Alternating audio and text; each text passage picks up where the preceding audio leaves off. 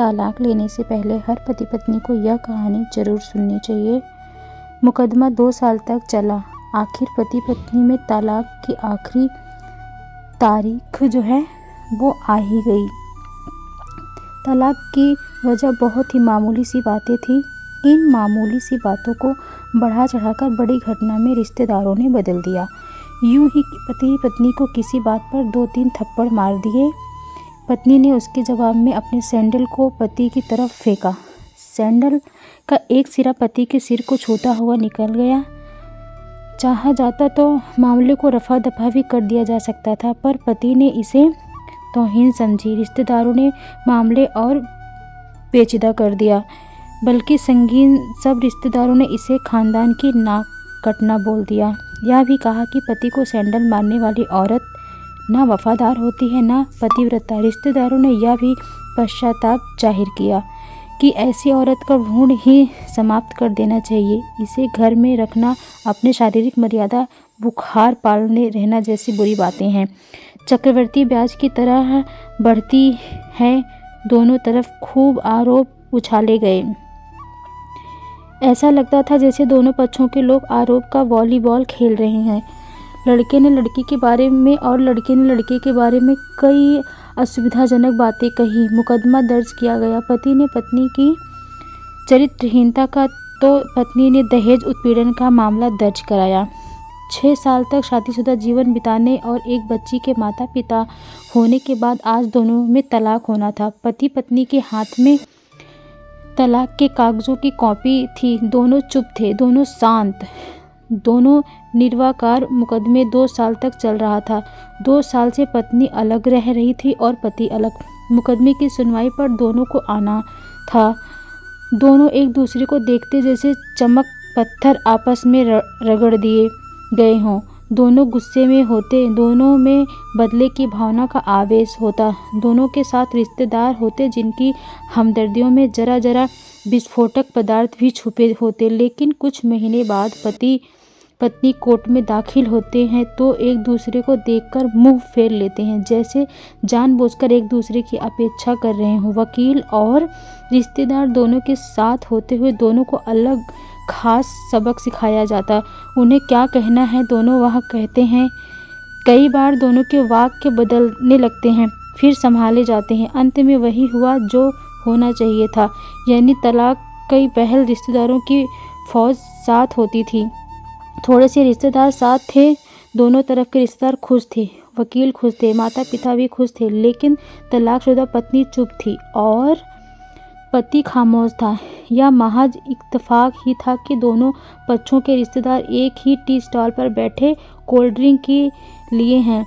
इत्तेफाक ही था कि तलाकशुदा पति पत्नी एक ही मेज पर बैठे सामने बैठे। स्त्री ने कहा कैंग्रेचुलेशन, आप जो चाहते थे वही हो गया। पुरुष बोला, तुम्हें भी बधाई, तुम्हें भी तो तलाक देकर जीत हासिल की। स्त्री ने पूछा, तलाक क्या जीत का प्रतीक होता है? पुरुष बोला, तुम बताओ। पुरुष के पूछने पर स्त्री ने जवाब नहीं दिया, वो चुपचाप बैठी रही। फिर बोली, तुमने मुझे चरित्रहीन कहा था, अच्छा हुआ अब तुम्हारा चरित्रहीन स्त्री से पीछा छूटा। पुरुष बोला, वो मेरी गलती थी, मुझे ऐसा नहीं करना चाहिए था। मैंने बहुत मानसिक तनाव झेला है। स्त्री की आवाज़ सपाट थी, न दुख था न गुस्सा। पुरुष ने कहा, जानता हूँ।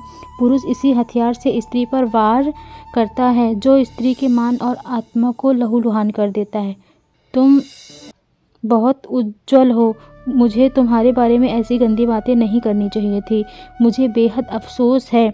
स्त्री चुप रही। उसने एक बार पुरुष को देखा। कुछ पल चुप रहने के बाद पुरुष ने गहरी सांस ली। कहा, तुमने भी तो मुझे दहेज का लोभ कहा था। गलत कहा था। पुरुष की ओर देखते हुए स्त्री बोली। कुछ देर चुप रही, फिर बोली, मैं कोई और आरोप लगा लेती, लेकिन मैं नहीं। प्लास्टिक के कप में चाय आ गई। स्त्री ने चाय उठाई। चाय जरा सी छलकी। गर्म चाय स्त्री के हाथ पर गिरी। रस्सी की आवाज़ निकली पुरुष के गले में। उसी क्षण ओह की आवाज़ निकली। स्त्री ने पूछा, पुरुष को देखा? पुरुष स्त्री को देखा जरा था। तुम्हारा कमर दर्द कैसा है? ऐसा ही है। कभी बोरेन तो कभी कंप्लेक्शन। स्त्री ने बताया, खत्म करना चाहिए। तुम एक्सरसाइज भी तो नहीं करते, पुरुष ने कहा। तो स्त्री काफ़ी हंस दी। और तुम्हारे अस्थमा की क्या कंडीशन है? फिर अटैक तो नहीं पड़े?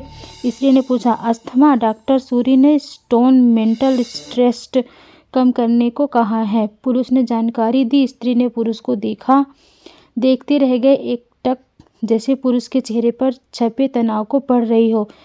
इनहेलर तो लेते रहे हैं ना? स्त्री ने पुरुष के चेहरे से नजरें हटाई और पुरुष पूछा। हाँ, लेता रहा हूँ। आज लाना भूल गया, नेहा कहा। तभी आज तुम्हारी सांस उखड़ी हुई सी है, स्त्री ने हमदर्द लहजे में कहा। हाँ, कुछ खास वजह से है। और कुछ? पुरुष कहते कहते रुक गया। कुछ तनाव के कारण, स्त्री ने बात पूरी की।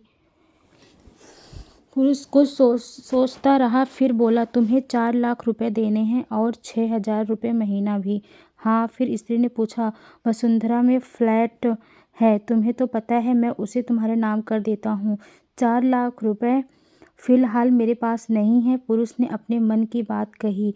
वसुंधरा बोली, फ्लैट की कीमत तो 20 लाख रुपए होगी, मुझे सिर्फ 4 लाख रुपए चाहिए, स्त्री ने स्पष्ट किया। बिटिया बड़ी होगी, 100 खर्चे होते हैं, पुरुष ने कहा। वो तो तुम 6,000 रुपये महीना ही लेती रहोगी, स्त्री बोली। हाँ, ज़रूर दूंगा।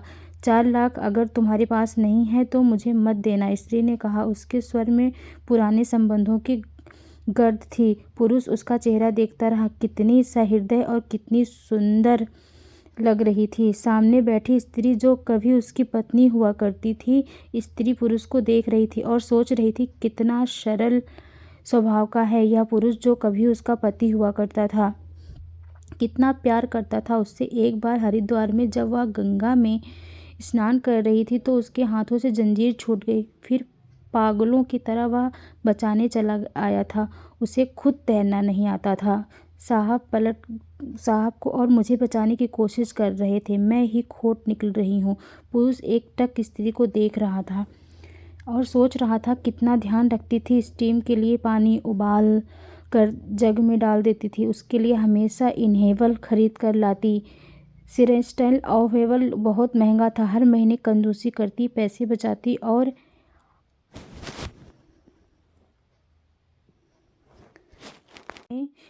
बचाती और उसके लिए दूसरी बीमारियों के भी खर्चे उठाती थी। परवाह नहीं करती थी कि कभी जाहिर भी नहीं होने देती थी। कितनी संवेदन थी इसमें। मैं अपनी मर्दानगी से काश जो मैं इसके जज्बे को समझ नहीं पाया। दोनों चुप थे, बेहद चुप। परिंदा भर की आवाज़ में मुक्त हो गए, खामोश। दोनों भीगी आंखों से एक दूसरे को देखते रहे। मुझे एक बात कहनी है, उसकी आवाज़ में झिझक थी। कहो, स्त्री ने संजल आंखों से उसे देखा। डरता हुआ पुरुष ने कहा। डरो मत, हो सकता है तुम्हारी बात मेरे मन की बात हो, स्त्री ने कहा। तुम बहुत याद आती रही। पुरुष, तुम भी, स्त्री ने कहा। मैं तुम्हें भी प्रेम करता हूँ। मैं भी, स्त्री ने कहा। दोनों की आंखें कुछ ज़्यादा ही सजल हो गई थीं। दोनों ने आवाज़ जज्बाती और चेहरा मासूम। क्या पति पत्नी का प्यार उमड़ कर बाहर आ रहा था। वो कह रहे थे, क्या हम दोनों एक दूसरे को फिर से मौका दे सकते हैं, एक नया मोड़ दे सकते हैं। हम फिर से एक साथ रहने लगे, एक साथ पति पत्नी बनकर, बहुत अच्छे दोस्त बनकर। ये पेपर, स्त्री ने पूछा, फाड़ देते हैं, पुरुष ने कहा। और अपने हाथ से तलाक के कागज़ फाड़ दिए दोनों ने, स्त्री ने भी और पुरुष ने भी। दोनों उठ खड़े हुए, एक दूसरे के हाथ में हाथ डालकर मुस्कुराए। दोनों पक्षों के रिश्तेदार हैरान परेशान थे। दोनों पति पत्नी हाथ में हाथ डाले घर की तरफ चले गए। वो घर जो उन दोनों का था, जो उन दोनों ने बड़े प्यार से बनाया था, जो उन दोनों के रहने से घर घर लगता था। तो इस कहानी से आपको ये सीख जरूर मिली होगी कि जो रिश्ता हमारे पास होता है, हमें उस रिश्ते की वैल्यू नहीं होती है। जब हम अपना रिश्ता खो देते हैं, उसकी वैल्यू हमें तभी समझ में आता है। जैसे इन पति पत्नी को अपना रिश्ता खोने के बाद रिश्ते की वैल्यू समझ में आई, एक दूसरे की खूबियाँ समझ में आई। उसके पहले तो इन्हें कमियां ही कमियां नज़र आ रही थी। तो ये है एक आप लोगों के लिए मोटिवेशन कि प्लीज़ अपने रिश्ते को इतनी आसानी से तोड़ा मत करो, क्योंकि रिश्ता टूटने के बाद जो जुड़ता है तो बहुत तकलीफ़ होती है। प्लीज़ वीडियो पसंद आए तो लाइक से सब्सक्राइब माय चैनल और शेयर सब्सक्राइब ज़रूर करना, ताकि मुझे आप एक कदम और बढ़ सकूं आगे, मैं आप लोगों के लिए और अच्छी अच्छी मोटिवेशनल वीडियो ला सकूं, मुझे एक उत्साहन मिले, एक सपोर्ट मिले, जिससे मैं और आगे बढ़ सकूं, खूबसूरत वीडियो आप लोगों के लिए ला सकूं। मिलती है नेक्स्ट वीडियो में, तब तक के लिए राधे राधे।